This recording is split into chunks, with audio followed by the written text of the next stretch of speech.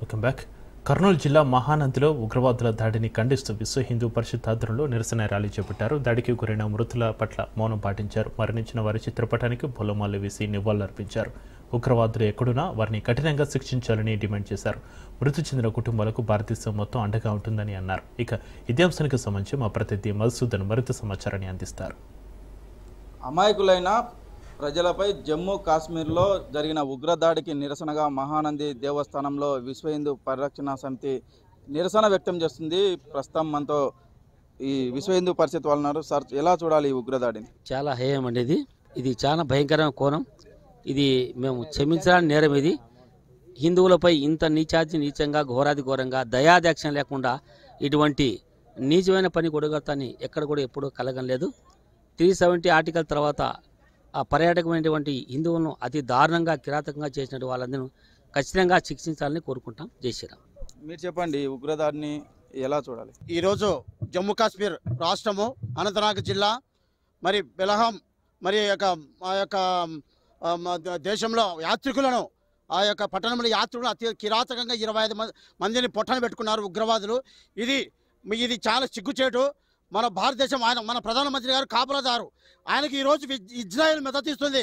ఆయనకి ఈరోజు మరి అన్ని దేశాలు కూడా మేము ఉన్నామని చెప్పి ఆయనకు మద్దతు ఇస్తున్న ఆయన పెద్ద కాపలాదారుగా ఉన్నారు. నేను ఈ మహానదీశ్వరి సమక్షంలో చెప్తున్నాను, ఈ మహానదీశ్వరి సన్నిధిలో చెప్తున్నాను. ఆ ఈశ్వరుని యొక్క ఆశీస్సులుగా మీకు ఉంటాయి.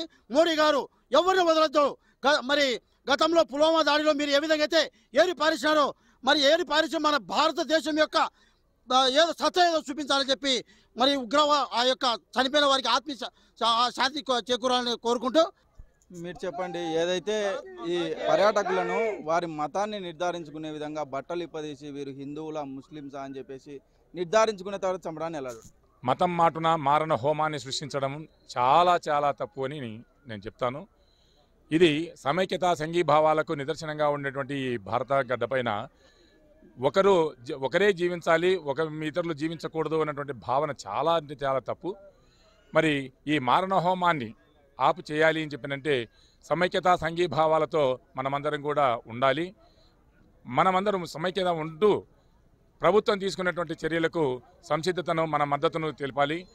మొత్తము మనదే అవుతుంది అని చెప్పి ఆ ఉగ్ర మూకలు ఏవైతే చేస్తున్నారో ఆ ఉగ్ర మూకలను ఆ ఉగ్రము అనేటువంటి ఆ పేరే లేకుండా చేయడానికి ప్రభుత్వం ఖచ్చితంగా సర్జికల్ స్ట్రైక్ లాంటివి చేస్తూ అలాంటి ఆ సర్జికల్ స్ట్రైకులు చేసి ఆ పదమే వినపడకుండా మళ్ళీ సుందర కాశ్మీరాన్ని ఆహ్లాదకరమైనటువంటి సుందర కాశ్మీరాన్ని నిర్మించాలనేటువంటి ప్రధానమంత్రిని యావత్ భారతదేశ ప్రజలందరి తరఫున నేను కోరుతున్నాను. మతం చూసి ఏదైతే హిందువా ముస్లిమా నిర్ధారించుకొని బట్టలు కూడా ఇప్పదీసి అతి కిరాతకంగా చంపారు, ఎలా చూడాలి? అంటే ఇది మా భారతదేశము హిందూ దేశము. భారతదేశం అంటే మేము ఐక్యత, అన్ని కులాలు సమానంగా అన్ని కులాలు ఉన్నటువంటి భారతదేశం. ఈ భారతదేశంలో ఈ ఉగ్రముఖాలు పాకిస్తాన్లు ఎవరు ముస్లింలు ఎవరు హిందువులని బట్టలు ఇప్పదీసి వాళ్ళు అడుగులు చేసుకున్నారా అది కూడా చూసి అంత విచక్షణంగా చేయడం జరిగింది. రే మిమ్మల్ని ఉత్తర వచ్చి కొట్టకుండా కపద్దార్ ఏమనుకున్నారు? హిందువులంటే భారతదేశం అంటే అంత హీనమరా? కపద్దార్. ఉగ్రదాడికి నిరసనగా మహానంది దేవస్థానంలో కూడా కొవ్వొత్తుల ర్యాలీ నిర్వహిస్తున్నారు. భారతదేశమంతా చనిపోయిన కుటుంబాలకు సానుభూతి ప్రకటిస్తున్న పరిస్థితి అయితే నెలకొంది. ఉగ్రదాడికి పూర్తిగా వ్యతిరేకిస్తున్న పరిస్థితి అయితే నెలకొంది. వీడియో జర్నలిస్ట్ శివశంకర్తో మధు, రాజ్ న్యూస్, మహానంది, నంద్యాల.